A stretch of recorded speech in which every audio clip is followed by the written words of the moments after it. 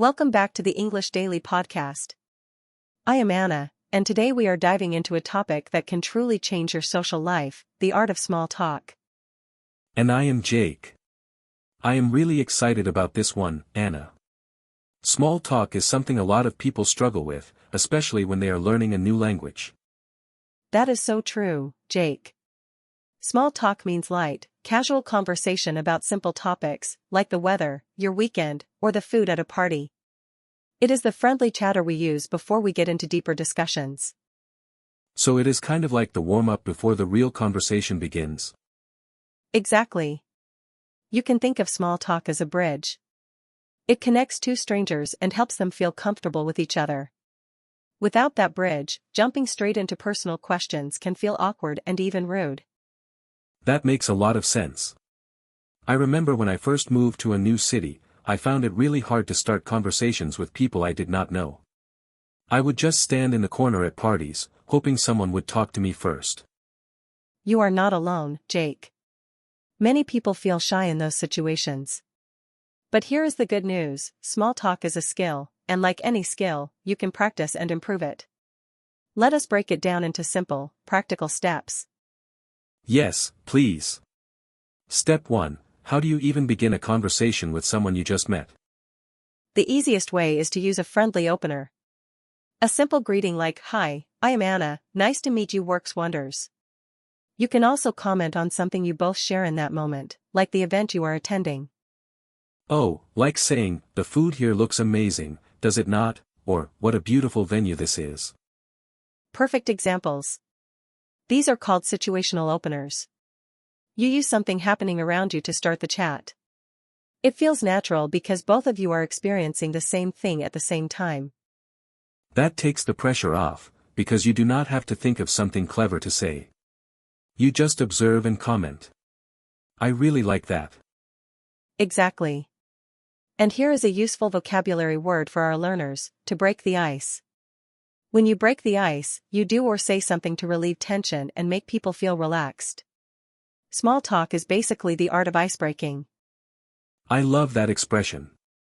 So after you break the ice, what comes next? How do you keep the conversation going without those painful silences? This is where many people freeze.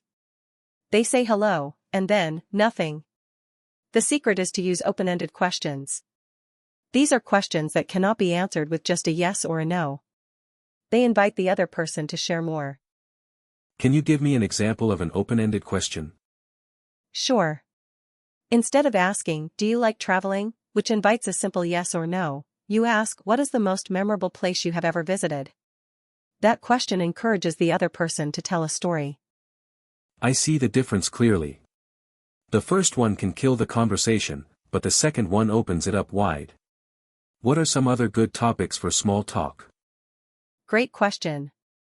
Safe and popular topics include the weather, sports, movies, food, travel, hobbies, and current events that are not too controversial.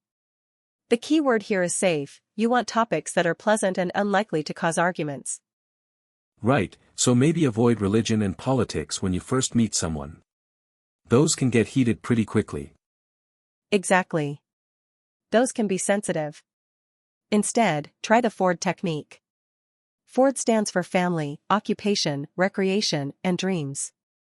These 4 categories give you almost endless conversation material. That is a fantastic memory trick. So I could ask about someone's family, their job, what they do for fun, or what they hope to achieve in the future. You got it. Let me give you a practical example. You meet someone new at a gathering. You might say, "So, what do you do for a living?" That covers the O in Ford, occupation. And if they say they are a teacher, I could follow up with, "Oh, that is interesting. What grade do you teach?" That keeps it going naturally. Beautifully done. You are following up, which is another essential skill. When someone answers, you listen carefully and ask a question related to their answer. This shows you are genuinely interested, and people love to feel heard and valued. So listening is just as important as talking. That is a good reminder, because sometimes I am so busy thinking about what to say next that I completely stop listening to the other person. That is a very common mistake, Jake. Active listening means focusing fully on the other person, not planning your next sentence in your head. A good trick is to repeat back a key word they said. If they mention they love hiking, you can say, "Hiking? That sounds adventurous. Where do you usually go?" Repeating a key word, I never thought of that. It is simple but powerful. What about body language? Does that matter in small talk too? It matters a lot. In fact, communication experts say that more than half of our message comes through body language, not through words. A warm smile, good eye contact, and an open posture make you appear friendly and approachable. What does open posture mean exactly? Open posture means keeping your arms uncrossed, facing the person directly, and leaning in slightly. Closed posture, like crossing your arms, looking at the floor, or checking your phone, signals that you are not interested, even if you do not mean it that way. That is really insightful. So just uncrossing my arms and putting my phone away can make me seem more welcoming. Simple but effective. Yes. Small changes make a big difference. Now, let us talk about how to end a conversation gracefully. Many people struggle with this part.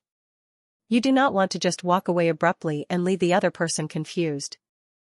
Oh, I hate that awkward moment when you want to leave but do not know how. What should I say? Use a polite exit line. For example, "It was great talking with you. I am going to grab another drink." Or, "I have really enjoyed our chat, but I should go say hello to a friend. Let us catch up later." Those are smooth. You give a reason and end on a positive note. No hard feelings at all. Exactly. You acknowledge the conversation, give a brief reason, and leave the door open for future contact. That is the simple formula for a graceful exit. Anna, what about people who are learning English? Small talk in a second language can feel absolutely terrifying. I completely understand. For English learners, my biggest tip is to prepare a few ready-made phrases in advance. Think of them as your personal toolkit. When you have phrases memorized, you feel more confident and you do not freeze up in the moment. Can you share some of those ready-made phrases with our listeners? Absolutely. To start, you can say, "Hi, I do not think we have met. I am Anna." To keep the conversation going, try "Tell me more about that" or "That sounds fascinating, how did you get into it?" And to exit politely, "Well, it was lovely meeting you. Have a great evening." Those are gold. I also think it helps to remember that most people are just as nervous as you are. They are probably relieved when someone else has the courage to start the conversation. That is a wonderful point, Jake. Taking the initiative to start a conversation is actually a generous act. You are making the other person feel comfortable, and that kindness often comes back to you in surprising ways. So small talk is not just empty chatter, it is a way of showing kindness and building real connection. That changes how I think about it. Beautifully said. And here is one more advanced tip. Try to find common ground. Common ground means shared interests or experiences. When you discover something you both enjoy, the conversation flows effortlessly, like water finding its path. Like if we both love the same band, suddenly we can talk for hours without even trying. Exactly. And do not worry if your first attempt feels a little clumsy. Even native speakers have awkward moments. The more you practice, the more natural and easy it becomes. Every conversation is a chance to learn and grow.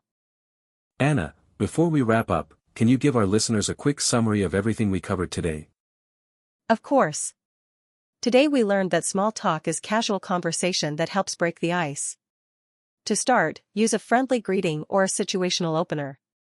To keep it going, ask open-ended questions and try the Ford technique: family, occupation, recreation, and dreams. Practice active listening by repeating key words. Mind your body language with a smile and open posture. And to exit gracefully, acknowledge the chat, give a reason, and leave on a positive note. And for our English learners, prepare a few ready-made phrases in advance, look for common ground, and remember that everyone feels a little nervous sometimes. You are not alone. That is a perfect recap, Jake. The more you practice, the better you get. So this week, challenge yourself to start one small conversation with someone new. Just one. What a great challenge. And listeners, if you enjoyed today's episode, please subscribe to the English Daily Podcast so you never miss a lesson. Leave us a review and share the show with a friend who is learning English. It really helps us reach more learners. Thank you so much for listening.